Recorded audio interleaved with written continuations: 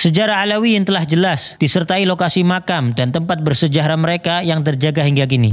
Dapatkah penutur sebutkan satu saja ulama atau ahli nasab terdahulu di Hadramut yang menafikan bukti-bukti sejarah tersebut? Lalu apakah catatan nasab Rabithah Alawiyah diakui ahli nasab dan Naqabah internasional? Tidak hanya sekedar surat dengan cap dan tanda tangan. Hubungan dengan ahli nasab dan Naqabah di Yaman terjalin dengan baik. Naqabah Mesir yang beberapa kali berkunjung ke Rabithah Alawiyah, Naqabah Al-Idrisi Al-Hasan di Libya yang memiliki hubungan baik dengan Rabithah Alawiyah.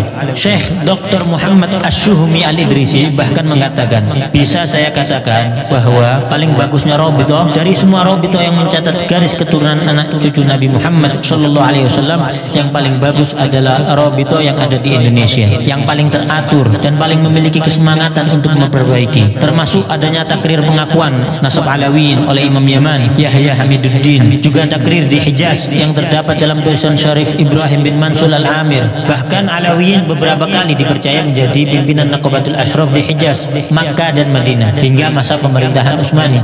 Alawiyin tidak sedikit pun ditolak atau diragukan untuk memimpin para keturunan Rasulullah di Hijaz atau di Yaman oleh para ulama besar setempat dan para keturunan lainnya. Salah satunya yaitu Al-Habib Alwi bin Ahmad As-Siggaf, mufti madhab Syafi'i di kota Mekkah pada zamannya, dan pengarang kitab Tarsyihul Mustafidin, salah satu kitab fikih rujukan para ulama dunia termasuk di Nusantara. Lalu penuduh rajin sebut tes DNA sebagai solusi. Mungkin informasi tentang fatwa larangan menggunakan tes DNA untuk nasab yang jauh belum sampai kepada penuduh, yakni Lembaga Internasional Rabithah Alam Islami di Hijaz, Darul Ifta Qatar, dan Darul Ifta Mesir yang telah memberikan fatwa melarang isbat nasab jauh melalui tes DNA, atau menuduh jumlah keturunan ke-38 sampai 44 sebagai tidak logis. Maka penuduh perlu melihat jumlah keturunan dari jalur keturunan Rasulullah lainnya selain Alawiyin yang ternyata juga di range yang sama. Karena coba-coba hitung pakai kalkulator, ternyata justru beresiko malah jadi menafikan adanya keturunan Rasulullah SAW. Bukti bahwa nasab tersebut sudah memenuhi syarat syuhrah wal istifadhah juga tidak terbantahkan dengan tidak adanya penolakan dari abad ke abad. Juga diakui oleh para ulama besar dan ahli nasab dari masa ke masa.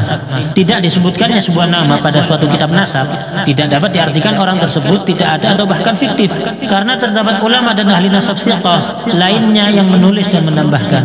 Maktab Daimi di dalam Rabithah Alawiyah ditujukan untuk melanjutkan catatan-catatan nasab dari para pencatat terdahulu kalangan Alawiyin untuk diteruskan di Indonesia demi menjaga keberlangsungan dan pemutakhiran catatan nasab tersebut.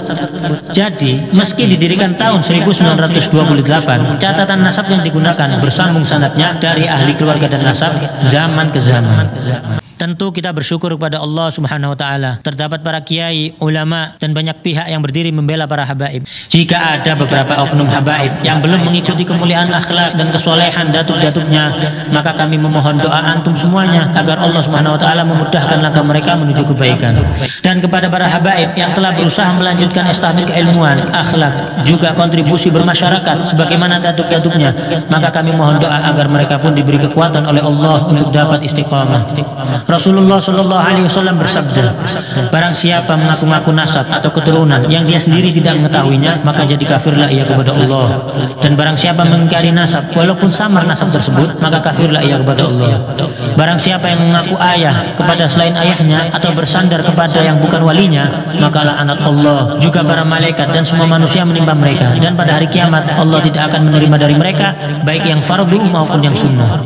Kita justru banyak melihat kalangan Alawiyin melahirkan banyak ulama, orang-orang soleh, wali-wali besar, dan banyak yang berakhir husnul khatimah dengan wafat setelah syahadat dalam kondisi sholat, membaca Al-Quran maupun ibadah lainnya, jauh dari tuduhan kaum terlaknat atau pembohong. Namun kami peringatkan, janganlah kita mencaci para penuduh, menghina mereka atau berlaku kasar pada mereka, karena setiap manusia pasti berbuat kesalahan, dan kesalahan tidak menjadikan pelakunya terhina selama ia memperbaiki kesalahannya serta bertaubat kepada Allah Subhanahu wa taala.